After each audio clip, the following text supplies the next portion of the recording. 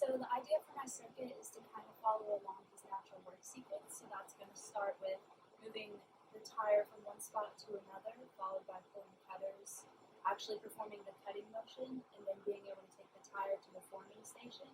And then from there, he'll have to carry again and reach overhead.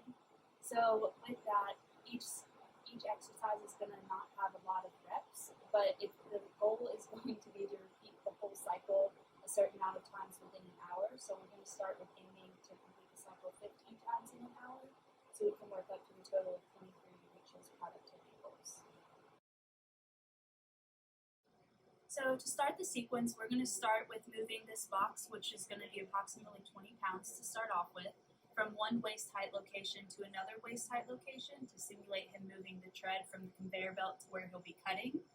So what we're going to focus on is making sure that he pulls the weight close to himself and is able to turn with his legs rather than with his trunk.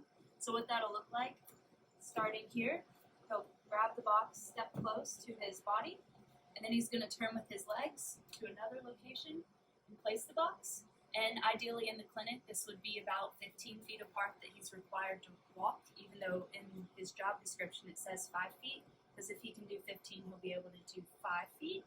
And we're going to start the sequence off by only doing this one time, followed by the next exercises. So the next exercise we're going to do is going to be pulling down the tool simulation, which would essentially come in the sequence after he's taken the tire tread from the conveyor belt over to where he's cutting. So what we're going to do for that is have a band tied to a door up top, and this is going to be done with a green band to start with. And we're going to do 5 reps with a 3-second isometric at the end range of all of those.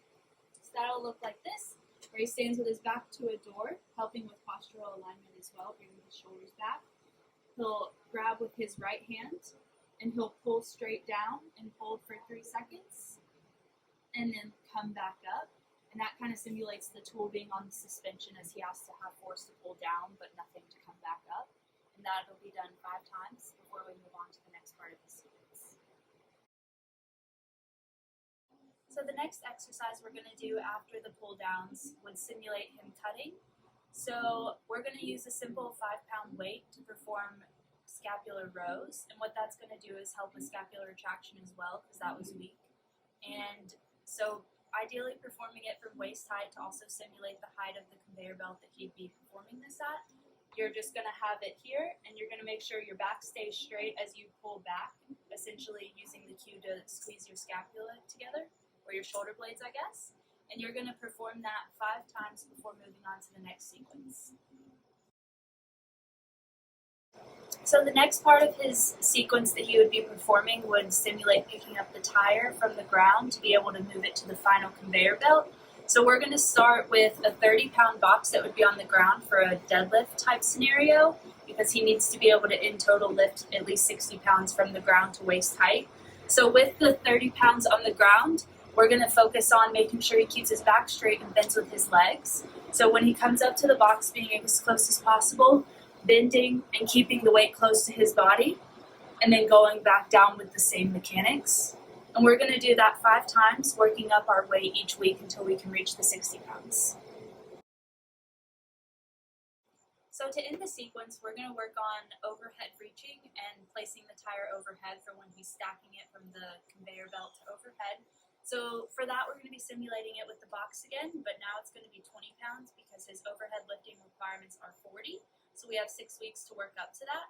So the box is going to be 20 pounds at waist height, and then we're going to focus on keeping the shoulder blades back and the weight close to his body as he then comes up to the surface that he needs. And once being as close as possible, he's going to lift and do the slight stepping motion to be able to get him where he needs, and then come back, but obviously the box would stay up on the shelf.